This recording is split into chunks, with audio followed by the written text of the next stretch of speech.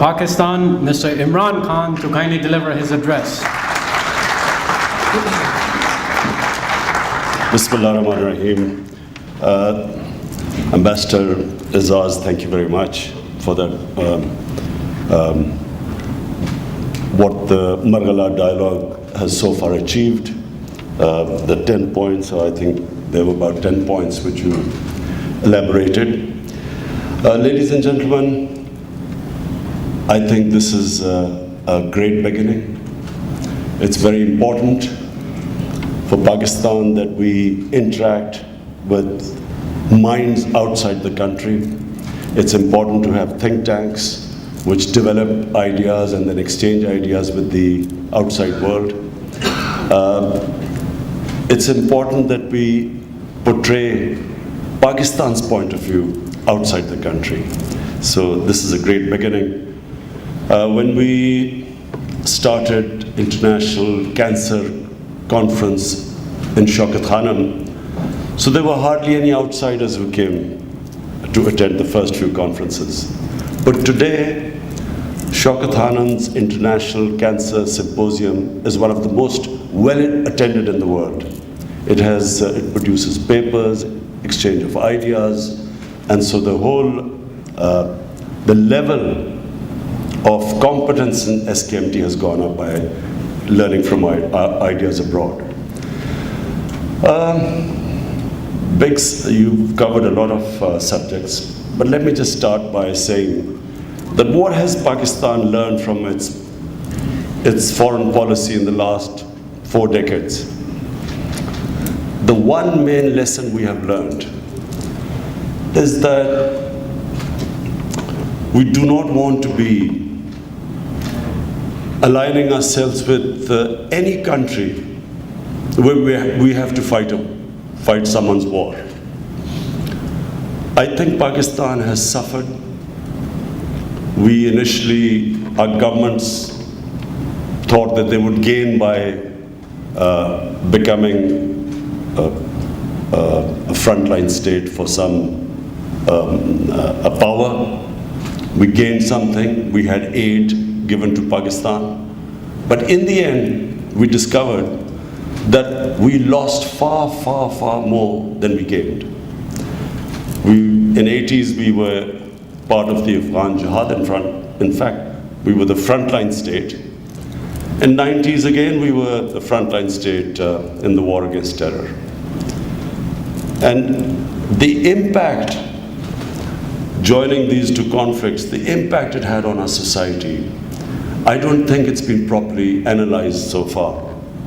I think if we ever sit down and analyze the negative impact, we will find that a lot of problems we face today date back to the time we became part of the Afghan Jihad, and then the war on terror was a disaster for Pakistan. And so what have we learned? That we will now be a bridge builder. We will try and play the role of a conciliator between rival countries. No longer will we become part of a conflict. And I think once this realization goes through every strata of society, unfortunately some people still don't believe that we lost out in participating in these two conflicts. But there are two countries we can learn from, experiences of two countries. One is China, the other is the United States. In the last 20 years, look at the infrastructure development in China. Compare that to the United States. The United States supposedly won the wars in Afghanistan, in Iraq. But the amount of money spent, God knows how many $1 trillion was spent in these wars. At the same time, China was spending that money in its infrastructure. And anyone who has seen the change in China in these past 20 years will understand that the Chinese way of running their foreign policy is much, much superior. They also had the conflicts, but nowhere did China commit to fighting a war. Pakistan has great opportunities. As you mentioned, Ambassador Izaz, the geostrategic position of Pakistan is such that if we, from now onwards, put our house in order, and by that ease of doing business, making it easier for investors to come to Pakistan, our visa regime, making it easier to people to see Pakistan. Previously, we made it so difficult for tourists to come to Pakistan. The investors, of course, the war on terror, that put paid to the investors. Meetings would be held in Dubai. Cricket teams wouldn't tour Pakistan. I mean, the last 10 years we have trouble to attracting sports people to Pakistan. So now, what we are trying to do is to make it easy to come to Pakistan. We are opening up all our areas, removing a lot of no objection certificates of going into the northern areas. For me, the most beautiful areas in the world. And at the same time, trying to helping our neighborhood in having peace. I'm very proud to say that Pakistan is playing a very big role in peace in Afghanistan. We are hoping that the recent developments will move towards a ceasefire, talks, and a political settlement in Afghanistan. Not easy, but it's the only way which the world now recognizes. The only way forward is a political solution rather than a military one. Iran, Saudi Arabia, one of our, Saudi Arabia has always been a friend in need for Pakistan. Whenever we've needed help, Saudi Arabia has been there. And I can never forget my government when we came into power, the sort of economic challenges which we faced, Saudi Arabia was the first country to come forward and help us. And Iran is our neighbor. In times, we can never forget, in the 60s, when Pakistan was involved in a conflict, Iran came to our help. So, one friend, one neighbor, facing a conflict situation, again, I'm very pleased to say that Pakistan is trying its best, has done its best to make sure that there is not a conflict in our neighborhood, having already suffered what is happening in Afghanistan and the war on terror in Pakistan. We tried our bit. President Trump asked me to have a talk with the Iranian leadership, trying to promote a dialogue between the Iranians and the Americans, and hope it works out, because the last thing I repeat, the last thing we want is another conflict starting in Iran or the Middle East. Our relationship with China is better than it's ever been. China offers us the greatest hope of improving productivity in Pakistan. Agriculture is the mainstay in our country, and China has come forward and offered us new technologies. There are exchanges taking place, and if we can just double our yields, in China the yields are 3 times, 4 times of Pakistan. Even if we double our yields, Pakistan becomes a net exporter of agriculture products. On top of it, the special economic zones, which I noticed you also mentioned, we are working on them to ask the Chinese industry to relocate in Pakistan, and we are working on that. China is also helping us in various technologies. We are setting up a university in Pakistan where China is going to help us in the latest technologies of artificial intelligence and so on. The problem is India. We tried our best to mend fences with India, start a dialogue, tried everything. Unfortunately, India is in the grip of an extremist ideology. I probably know India better than most Pakistanis. I have been to India more times. I have friendship there. I understood India. I had a lot of love and respect as a sportsman in India. What is happening in India right now is tragic. India has been taken over by a racist, an ideology which believes in racial superiority, an ideology which is built on hate, because whenever an ideology is sold, as RSS sold this ideology of Hindu superiority, it also sold the hatred. The reason why they could not reach to their great Hindu civilization was because of Muslims, Christians, invaders.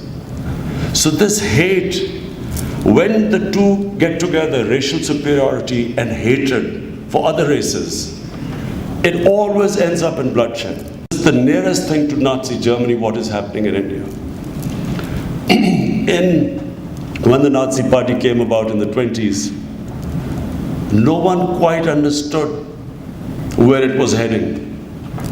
The Nazi party was, in the beginning, all the intellectuals, people thought that the Nazi party was the best thing happening to Germany, because they talked about nationalism, national pride, self-esteem, a country that had been defeated in the First World War. No one understood where it was heading. In my opinion, not everyone understands where India is headed right now. Between 1930 and 1934, in 4 years, Germany went from a liberal democracy to a totalitarian, fascist state, racist state. In India, their Nobel Prize winner, Amartya Sen, he recently gave an interview to the New Yorker, where he said that he's never felt the fear in India. People are scared. No one talks about it now. The media has been scared into submission. Opposition politicians are scared to speak out because it's about Hindu nationalism.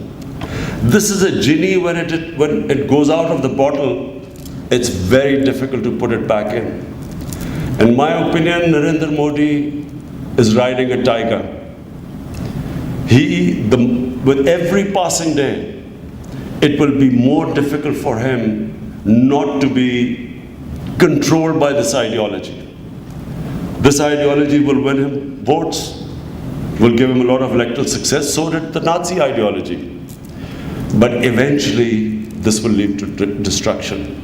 In my opinion, India is going to suffer, because India has almost 400 to 450 million people who will be marginalized by this ideology. They are Muslims, they are Sikhs, they are Christians, they are the tribals, they are the Dalits. They will be excluded from this Hindutva, the Hindutva ideology. And that's where the danger lies. It's for India. The greatest danger is right now for India. But Pakistan also is not out of the danger zone because of Kashmir. What they have done in Kashmir right now, I'm afraid the Modi government has gone into a blind alley. The moment they lift the curfew, and this is now almost over 100 days of curfew, people of Kashmir are suffering. It's incredible that how 8 million people could be put through this ordeal.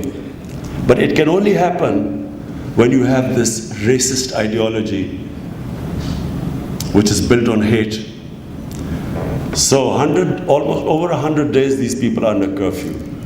All the civil liberties have been taken away. Their human rights been abused. Their leadership, thousands of them put inside in jails all over India. Young people picked up in the middle of the night, teenagers taken away. Through 800,000 troops there in the valley, spreading fear, obviously not fighting terrorism. terrorizing the population. So what happens at some point, this curfew will have to be lifted. What happens then? I don't think this has been factored in, because I think the Modi government thinks that they will be so, by these tactics, they would make them submit to this illegal act which they have done. So it makes it very difficult for Pakistan. How do we now extend a hand of friendship to India, which is vital for the subcontinent? Peace is, for the long-term future of the subcontinent, is vital. One of the things you mentioned, climate change, both countries are going to be affected by climate change. If the water shortage and the melting of the glaciers are connected. And so, rather than the two countries fighting together, climate change, poverty, huge issue of poverty, we are now stuck in the situation where this extreme ideology has taken over 1.3 billion people armed with nuclear weapons. And that's why, in my opinion, it's beyond Pakistan. The world has to step in. This is from dialogues like this, interaction of ideas like the Margalla dialogue. It's important for us to tell the outside world that this is a very serious situation developing. I repeat, no one thought that when the Nazis started off, that by the end there will be about 50 to 60 million people dead. No one thought that in the beginning. I don't think many people realize that with two nuclear-armed countries face to face, and with this extremist ideology, where this can lead to eventually, no one knows right now. But unless the world steps in, you hope for the best, but we should be prepared for the worst. But the world cannot be prepared for the worst if this goes wrong. That's why it's very important for international community to step in now and stop worrying about India being a counterweight to China. The consequences, I repeat, of this going wrong will affect the entire world. And that's why the United Nations, I appealed to the UN when I was there. We keep talking, I keep talking to all heads of states who I've had the opportunity to talk to. I explained to them the situation, that this can go wrong. And fortunately, I feel that from 2 months back when I used to talk to them to now, I feel that there is much, much more awareness of the seriousness of the situation which is taking place in India.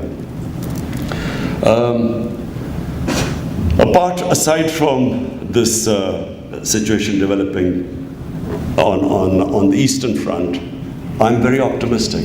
I feel that the Afghanistan issue is heading in the right direction. And Central Asia, I visited Bishkek a few months back, met all the heads of the Central Asian republics, and I feel that there is so much potential.